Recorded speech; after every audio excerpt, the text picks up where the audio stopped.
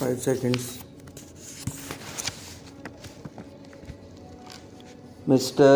Deputy Chairman, I think that it will be generally agreed that a bill of this type is almost unavoidable at the present stage.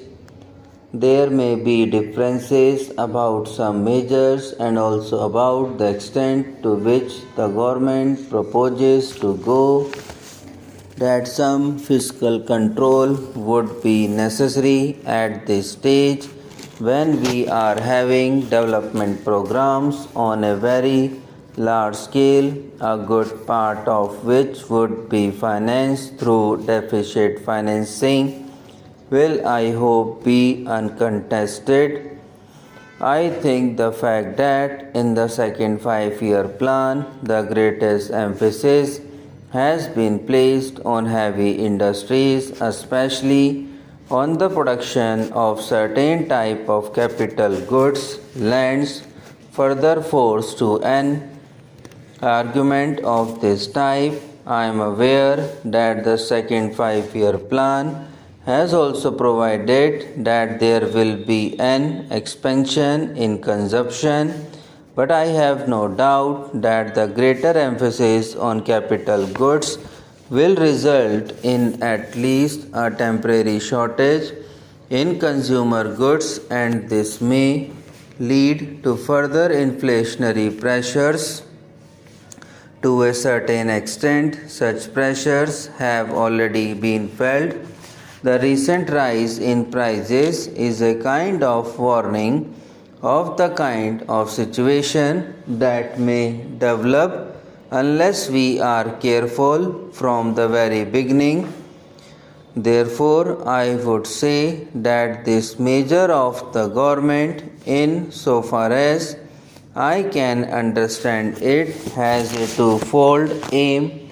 On the one hand, to increase the capacity of the Reserve Bank for creating money by not issue, and on the other hand to put restrictions on the creation of credit by private banks. The first aim is intended to ensure that the money that is required for the economic development of the country will not be lacking.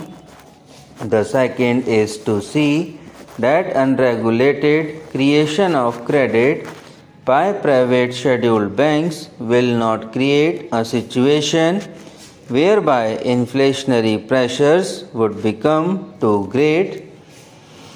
To that extent, everybody would agree that a bill of this type is unavoidable. I have, however, a few questions to ask of the Honorable the Finance Minister, and I have no doubt he will be able to meet the doubts which I have in my mind. My first doubt is whether there is not an undue measure of fear about these inflationary pressures.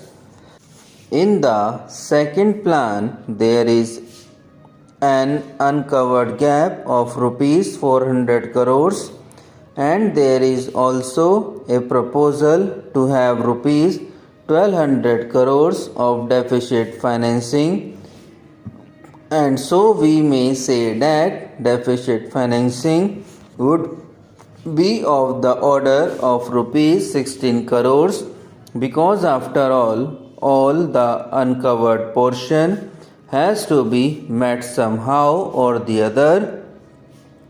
I do not know whether sufficient credit has been taken of a possible adverse trade balance which is bound to develop during the first 2 or 3 years of the second 5-year plan. We are going to industrialize on a fairly heavy scale, and as we import machinery on a large scale, an adverse balance of trade is bound to develop. This adverse balance of trade will to a certain extent act as a check against any inflationary pressures. Then again, there is the question of production of food grains and other materials within the country.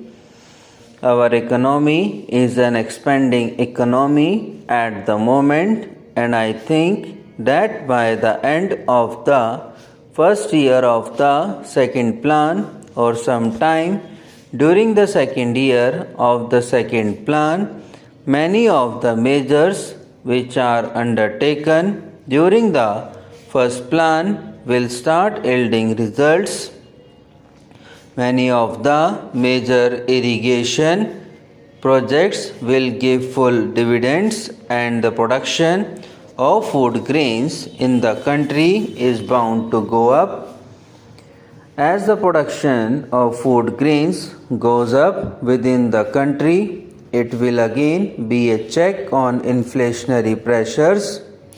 Also, some of the industries which were established during the first plan will start yielding results. From this point of view, I would also like the Honorable Finance Minister to consider whether the pattern of deficit financing which has been adopted in the second 5-year plan is sound or may require some modification. To my mind, it appears that the decision to put the maximum amount of deficit financing in the first year of the second 5-year plan is not appropriate. Perhaps it would be a wiser thing to put the maximum amount in the second year of the second 5-year plan, because by that time the factors which I have mentioned just now will have come into operation. There will be more production of food grains within the country.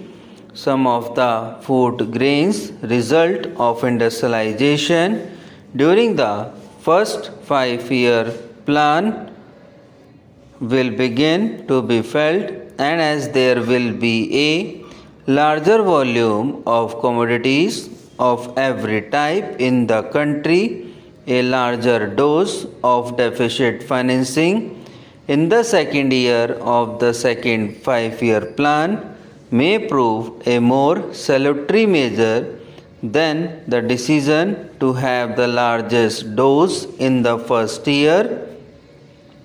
There is another reason why I am a little apprehensive of having the biggest dose of deficit financing in the first year of the second 5-year plan.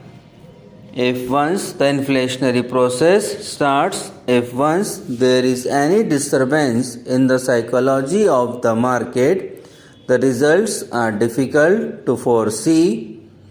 If therefore in the first year of the second plan we proceed a little more cautiously and have the biggest dose in the second year and perhaps a little less in the third, and then start lightening up and reduce the deficit financing, you will have 3 years, the third, fourth and the fifth of the second plan, both to watch and to take such remedial measures as may be necessary. This is a suggestion which I would like the Finance Minister to consider.